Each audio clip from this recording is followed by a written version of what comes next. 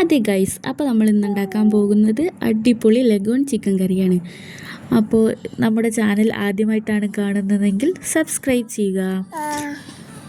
അപ്പോൾ നമുക്ക് ചിക്കൻ കറി ഉണ്ടാക്കിയാലോ? അതിനായി ആദ്യം കുക്കർ ചൂടായ ശേഷം ഓയിൽ ഒഴിച്ച് 4 സവാള അരിഞ്ഞതിട്ട് കൊടുക്കുക.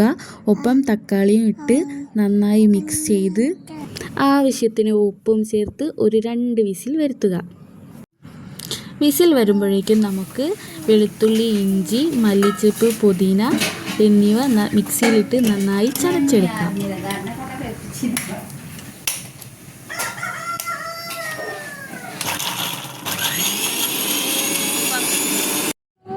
അപ്പോഴേക്കും നമ്മുടെ ഉള്ളിയും തക്കാളിയും 2 വിസിൽ വന്നിട്ടുണ്ട്.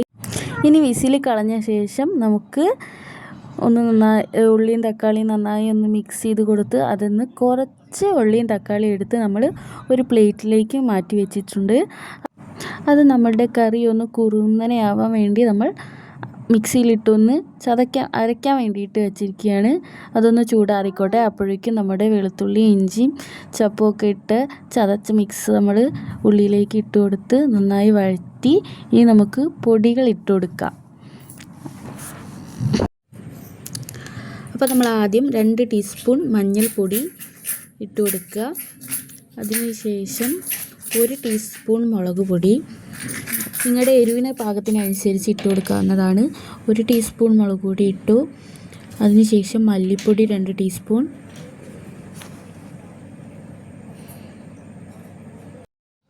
അപ്പോൾ ഈ പൊടികളുടെ എല്ലാം പച്ചമണം മാറുന്നത് വരെ നന്നായി ഒന്ന് മിക്സ് ചെയ്ത് കൊടുക്കുക.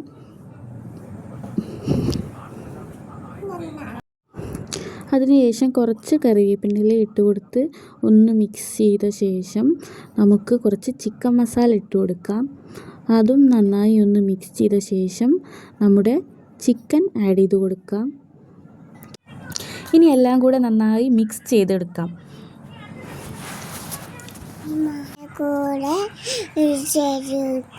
അതെ, എല്ലാ ചിക്കനും മസാലയും കൂടെ നന്നായി മിക്സ് ചെയ്തെടുക്കുക അല്ലേ ഗൈസ്?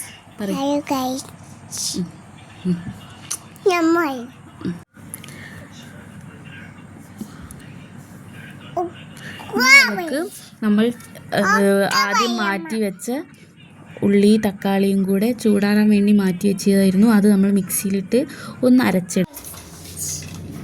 ഗൈസ്, ഇറച്ചിക്കറി ഉണ്ടാക്കുന്നത് നിങ്ങളെ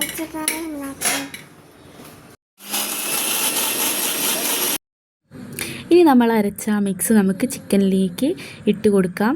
എന്നിട്ട് നന്നായി മിക്സ് ചെയ്ത് ഇനി നമുക്ക് ചിക്കൻ വേവാൻ ആവശ്യമായിട്ടുള്ള വെള്ളം ഒഴിച്ചു കൊടുക്കാം. ഞാനൊരു 2 ഗ്ലാസ് വെള്ളം ഒഴിച്ചു കൊടുത്തിട്ടുണ്ട്. ഇനി നമ്മൾ കുക്കർ അടച്ച് വെച്ച് ഒരു 5-6 വിസിൽ വരുത്തിക്കാം. അപ്പോൾ ഒരു 6 വിസിലൊക്കെ വന്ന ശേഷം തുറന്ന് നോക്കിയപ്പോൾ അതാ നമ്മുടെ ചിക്കൻ കറി അടിപൊളിയായിട്ടുണ്ട്. അപ്പോൾ ചപ്പാത്തിയുടെയും പൊറോട്ടയുടെയും നെയ്ച്ചോറിൻ്റെ ഒക്കെ കൂടി കഴിക്കാൻ പറ്റിയ അടിപൊളി ചിക്കൻ കറിയാണ്.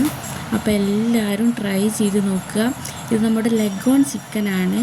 അതുകൊണ്ട് തന്നെ ഒരു നാടൻ ചിക്കൻ കറിയുടെ ടേസ്റ്റ് ഉണ്ടാവും. അപ്പോൾ എല്ലാവരും ട്രൈ ചെയ്ത് നോക്കണം. ഞങ്ങൾ ഇന്നിത് കഴിക്കാൻ പോകുന്നത് നെയ്ച്ചോറിൻ്റെ കൂടെയാണ്. നെയ്ച്ചോറിൻ്റെ കൂടെയും പൊറാട്ടയുടെ കൂടെയും ചപ്പാത്തിയുടെ കൂടെയൊക്കെ ആ ഒരു അടിപൊളി കോമ്പിനേഷനായിട്ടുള്ളൊരു ചിക്കൻ കറിയാണിത്. അപ്പോൾ എല്ലാവരും ട്രൈ ചെയ്ത് നോക്കുക.